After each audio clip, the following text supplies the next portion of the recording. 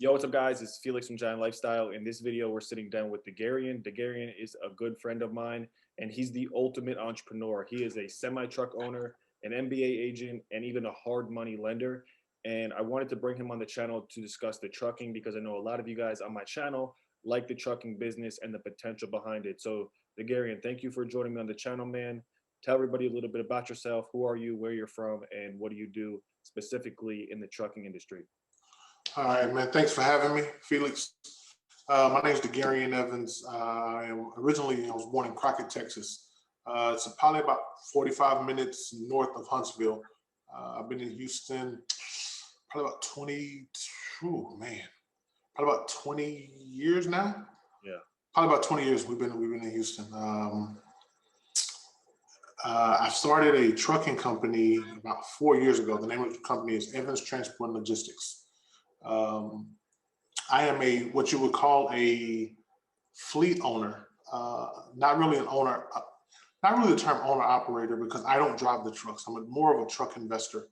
I buy trucks and then I hire drivers to drive the trucks, and then I lease my trucks on with different companies and things like that. That's kind of what I do. I've been quite successful at that business model. Okay, cool. So how many trucks do you currently have? Are they all semis? Tell us a little bit about the trucks that you actually have. So I have, let's see, we just actually just sold a Freightliner. I have 2 trucks on the road, and 2 trucks getting ready to start new contracts. So it's a total of 4. Now, 2 of the 4, I don't own them, but I manage them. So I manage them for people that want to get into the trucking business as just an investor, and they buy the truck and use the same business model that I would use. Okay, cool.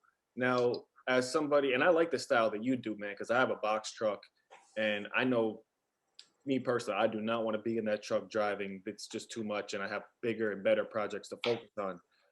As a truck investor, day to day, what does a day in the life or part of your day look like when it comes to managing and owning and keeping the business moving? What does it look like for you? One of the key things is, so I don't run under my own authority. That's the biggest thing. It would be more cost effective. You can make more money, but it's more cost effective for me to lease my trucks on with a company. One of the key components of being very successful at this is leasing on with the right company, because you want to have a company in place that's going to keep your truck moving. Because if that truck isn't moving, you're not making money, and you're not going to be able to keep qualified drivers. They're not going to want to stay. They're not going to be happy. So that's the number one thing, is getting a qualified company.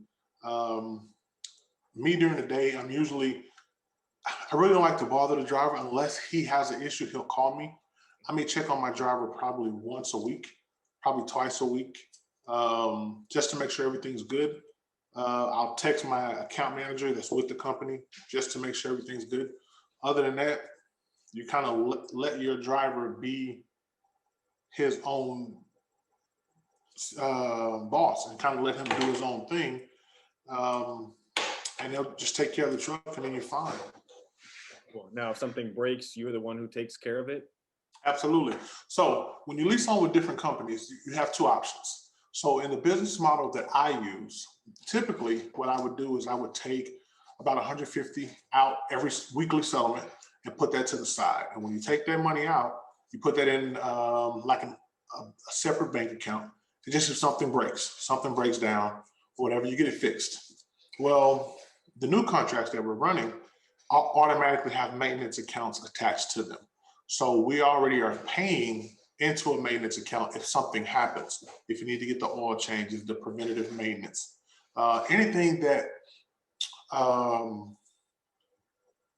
if the driver needs something on the road, light bulbs, straps, any little thing that a driver would need, it's in that maintenance account. It can be, he's able to get what he needs, and it's not an issue.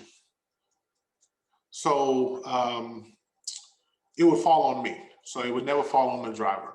But you got to be able to put things in place. Like, it took me a while, but I finally got situated with Lowe's. So if you want to be able to really streamline this business, is get a corporate card with Lowe's, or whoever you want to get one with. That way, you keep your driver moving, pay the bill off in 30 days.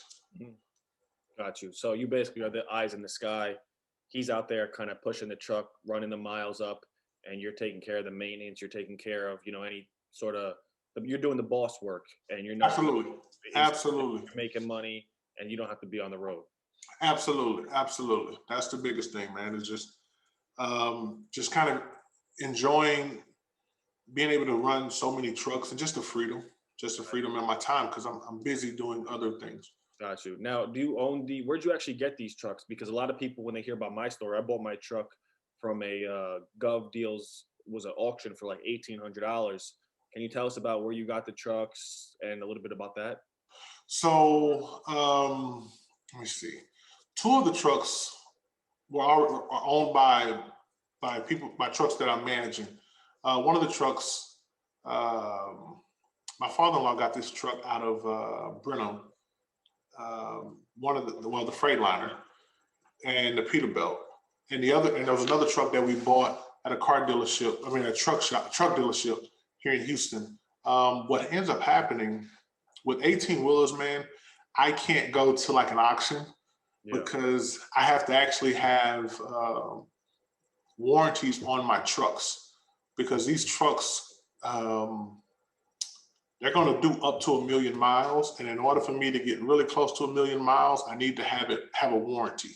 And so those warranties are only in place when it comes from a truck dealership. Yeah. And so buying it secondhand from a person or auction, I don't know if they would even carry the warranty. So I didn't even look. So we went to a dealership. It's not worth the risk. I just bought No, not at all. car, and I said, for like, I think they told me like an extra few thousand, and I could basically cover the car for like 5 years. The only thing I have to worry about is oil changes. So Yes. that warranty, you really can't go wrong with. Now, I'm curious because a lot of people are probably going to ask, and I like the investor side, and I think I might get some more trucks myself. How much would you say that someone that wants to, just get in the truck, get 2-3 trucks, but not have to deal with any of that? How much should they have how much should they have as far as, startup cash to get the business running? It should be 10, 20, 30, 50. What do you say? Not even that much. I think anything between $10,000 and $15,000 can put you in the trucking game. $10,000 to $15,000. $10,000 to $15,000 because that's going to cover your down payment, your warranty, your 2290, and your inspection. That is all. Because what happens is you're going to find your driver, and they put him in the truck. He takes his drug test, he gets registered with the company, gets approved, and you run. Now, if you want your own authority, then that's a little bit more expensive because you have insurance, then you have the federal DOT fees and all that good stuff. Got you. As far as your drivers, any sort of, just curious, what has your experience been with as far as finding drivers, reliable drivers, good drivers? What has it been like that? Man, it is extremely tough right now finding quality drivers. I have one amazing driver now, and I don't know what I would do if I lost him. I would be lost without him because he takes care of the business. The biggest thing with these drivers, they're taking a 40, 50, 60, $70,000 truck, and you're having to trust them with this truck. And so it's communication is a big part of this business. You want to know if he's unhappy, if he's comfortable, and you want to do your best to make him comfortable. Yeah. Okay. Do you take them out on the road for like a week? Do you ride with them and see how everything is going, or what do you think? No, I never got in the truck or rode or did anything. You just sent them out there, just have good communication on the phone, treat them. That's it. I mean, I talk with them, I communicate with them. At the end of the day, everybody's an adult. I don't have to hold your hand. If I have to hold your hand, you can't work for me. Yeah, I got you. That makes sense. Yeah, they gotta be able to walk their own 2 feet. If they can't Absolutely walk by themselves, how's it gonna work out? Absolutely. If I have to stop what I'm doing to ride with you for a week, why do I need you? I may well just get the CDL license myself and drive. I got you.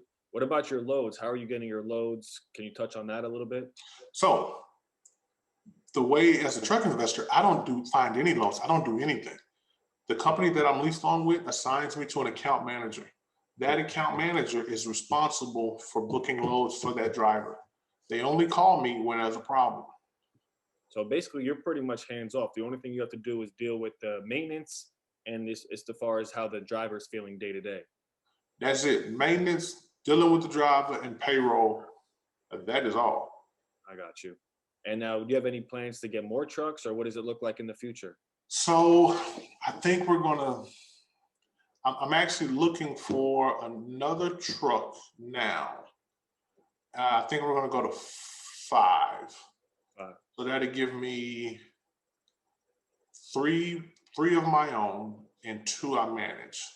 cool. And then you just So, leave it at that. yeah, I think we'll be good. We'll be good with that. I think that's fair. Well, I don't want to make this video too long. I kind of like that it's short and to the point, and that you really do this because those are the type of people I like bringing on my channel.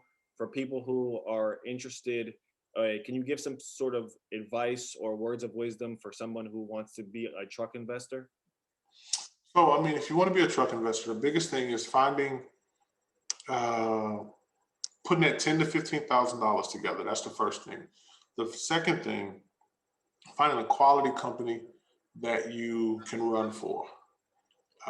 Asking the right questions: how they pay, when they pay, what are the driver requirements, um, finding every little detail, and then finding a great driver that you can work with, that you can partner with, um, and giving it a shot. Don't be afraid. Just ask questions along the way, and you'll be fine. Cool. And then you probably could even, I was thinking about, you said 10 to 15,000. If someone's got good credit, they could probably just leverage their credit to if they're kind of short on cash. What are your thoughts on that? Man, you can, but that man, it's so tough with trucks Yeah, because those lenders understand the trucking business and they know you're making money. So yeah, they're gonna want you to have some skin in the game simply because truckers will walk away from trucks too. So there's some risk yeah. involved. So they know, just like real estate deals, that you got to have some sort of risk, some sort of skin in the game. Absolutely, absolutely. They're not gonna let you make it scot free. Cool, cool. Well, I'm not going to keep you any longer, man. I like this little interview. Again, if you guys enjoyed this video and you guys want to hear maybe a part 2 as far as, a step by step that he could show us what it takes to be a truck investor, let me know in the comments below. Also, put a thumbs up on this video and subscribe to the channel. Again, thank you guys for watching, and we'll see you in the next video. Peace.